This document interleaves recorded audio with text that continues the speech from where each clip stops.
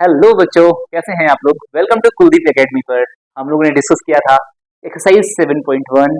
Question number 6 तक हम लोगों ने कवर कर लिया था। आज हम लोग कवर करेंगे क्वेश्चन नंबर 7।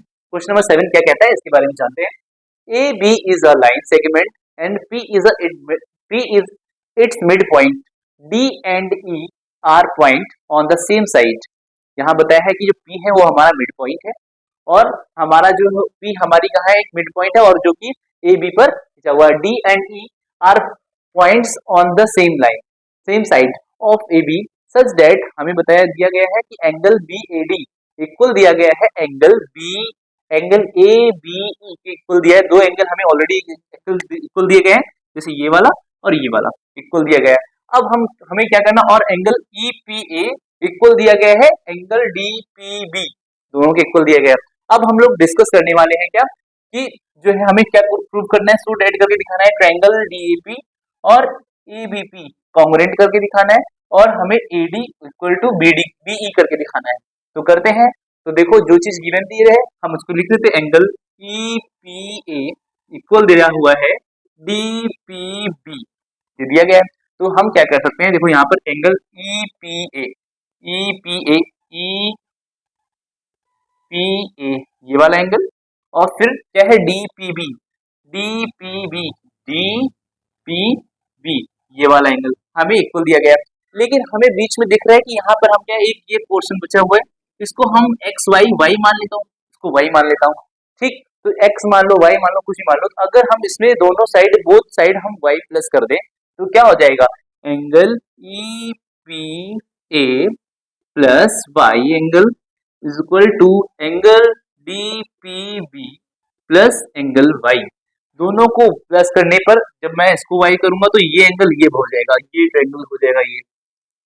ठीक, तो हमारा ए पी डी बन जाएगा, ए पी डी। तो हम बोल सकते हैं एंगल हमारा होगा डी ए पी, बोल सकते हैं डी ए पी। ट्रायंगल बन जाएगा हमारा कौन सा, डी ए पी, है ना। एंगल डी बोल सकता हूँ D P A, sorry D P A D P A angle equal हो जाएगा हमारा।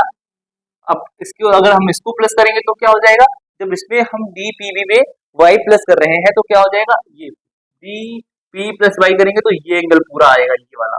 तो ये पूरा एंगल ये हो जाएगा। हम बोल सकते हैं इसको पी बी ई, क्या बोल सकते हैं, angle P sorry B P E B BPE ये हमारा क्या हो जाएगा, इक्वल हो जाएगा। ठीक है, बाय इक्वेशन फर्स्ट हम बोल सकते हैं, क्योंकि हम लोगों ने इसको जब प्लस किया तो यहाँ पर हम लोगों को पता चल गया कि ये एंगल और ये एंगल इक्वल हो गया।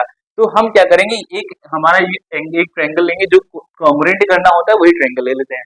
तो हमारा D A P triangle in triangle D A P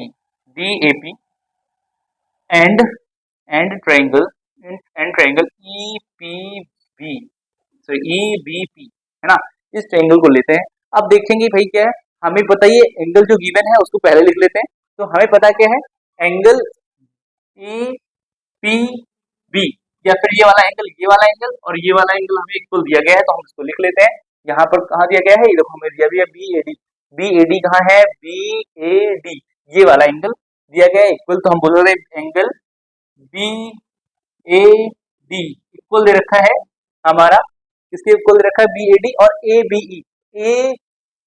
E ये वाला एंगल इक्वल दे रखा है। तो हम क्या करेंगे, angle A B E equal दे रखा है, गिवन है, तो हम इसको लिख लेंगे गिवन। ठीक है, अब क्या करेंगे, हमें बी ए डी पता चल गया और ए बी एक साइड पता चल गया, एक एंगल पता चल गया इक्वल। और हमने क्या किया है, जो हमें A P is equal to B P वो लिख सकते हैं, A P is equal to हम बोल सकते हैं बीपी।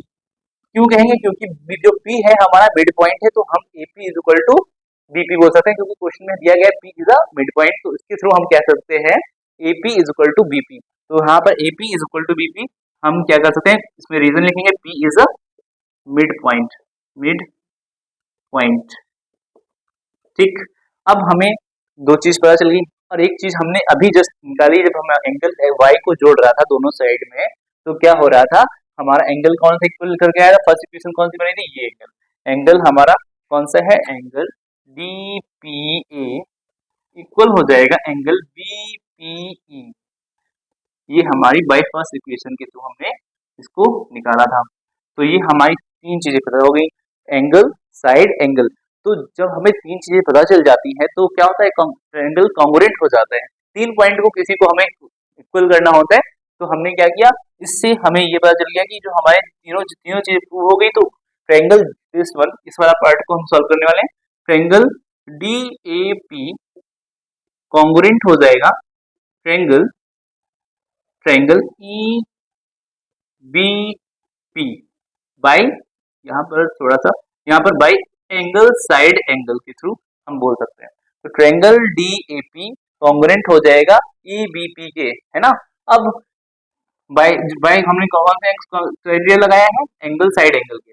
तो हमारा जो सेकंड पॉइंट है वो क्या हो जाएगा, CPCT के थ्रू इक्वल हो जाएगा, क्योंकि हमने बताया हुआ है कि अगर कोई भी ट्रायंगल के तीन पॉइंट इक्वल हो जाते हैं तो उसके सारे एंगल, उसके सारे पार्ट क्या होते हैं, इक्वल हो जाएंगे। तो AD is equal to BE, AD is equal to क्या हो जाएगा, BE। हमारा क्या होगा, इक्वल हो जाएगा, क्योंकि जो हमारा ये है AD is equal to BE equal हो जाएगा बाई CPCT, बाई CPCT के थ्रू क्या हो जाएगा, ये इक्वल हो जाएगा। तो ऐसे करके हम लोगों ने क्या किया, क्वेश्चन नंबर 6 तो कर ही लिया था, क्वेश्चन नंबर 7 जो हमारा ये कंप्लीट हुआ।